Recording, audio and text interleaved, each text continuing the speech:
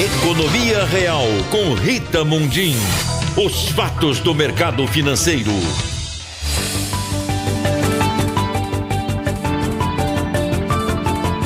Bom dia! Abrimos a semana com a notícia boa: desaceleração da inflação. Essa notícia saiu na terça-feira.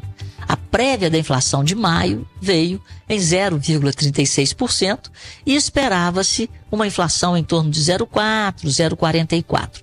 Mas mesmo assim, a inflação acumulada em 12 meses está em 5,4%, longe do teto da meta, que é 4,5%, e muito mais longe ainda do centro da meta, que é 3%.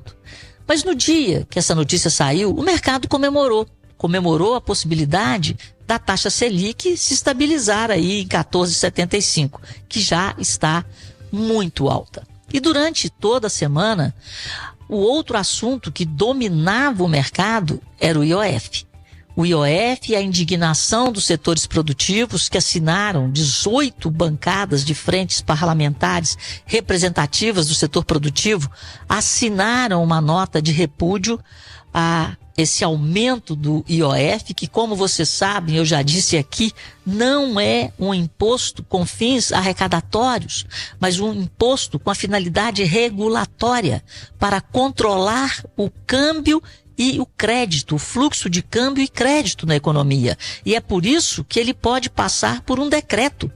Mas os deputados, os senadores e a sociedade têm que entender a necessidade desse decreto.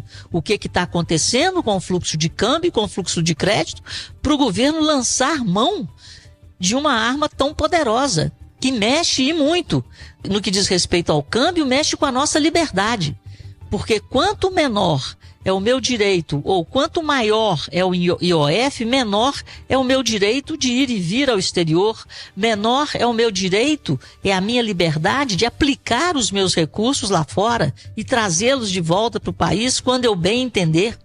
Então isso tem a ver, inclusive, com liberdade econômica. Em relação ao crédito, é uma falta de coerência do governo, que vem estimulando o crédito, que vem criando o crédito consignado privado para fazer com que o trabalhador use o seu fundo de garantia como garantia e tome um empréstimo, e esse mesmo governo, ao invés de trabalhar para baixar os juros, ele aumenta o custo do crédito, que segundo a Febraban pode subir de 15% a 40%.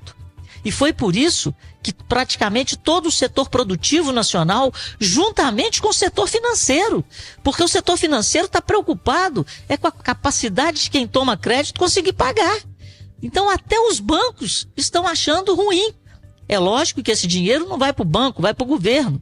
Mas é um absurdo o governo, com essa fome arrecadatória, usar de um instrumento regulatório para aumentar o seu caixa, ao invés de pensar em cortar as suas despesas, em diminuir o número de ministérios, em gastar com transparência, em saber gastar e mostrar isso para a sociedade. Resumo da ópera: depois os números do CAGED. A criação de empregos formais turbinou, 257 mil novos postos, é o melhor abril desde 2020, é um recorde na série. E aí a gente termina a semana com um PIB fabuloso. O Brasil cresceu 1,4%. Mas como que o Brasil está gerando tanto emprego, está crescendo tanto, e a bolsa cai, o dólar sobe, os juros sobem e o país está nervoso? Porque esse crescimento, tirando o crescimento do setor agropecuário, esse sim é um crescimento sustentável. O crescimento do setor de serviços, que responde por 70% do PIB, é um crescimento fake, é um crescimento induzido. E o crescimento induzido via crédito e via distribuição de auxílio não é sustentável. O crédito nesse nível quebra as famílias e quebra as empresas. E a distribuição desse tanto de auxílio quebra o país. Esse governo não tem coerência. Rita Mundim, para a Rádio Itatiaia.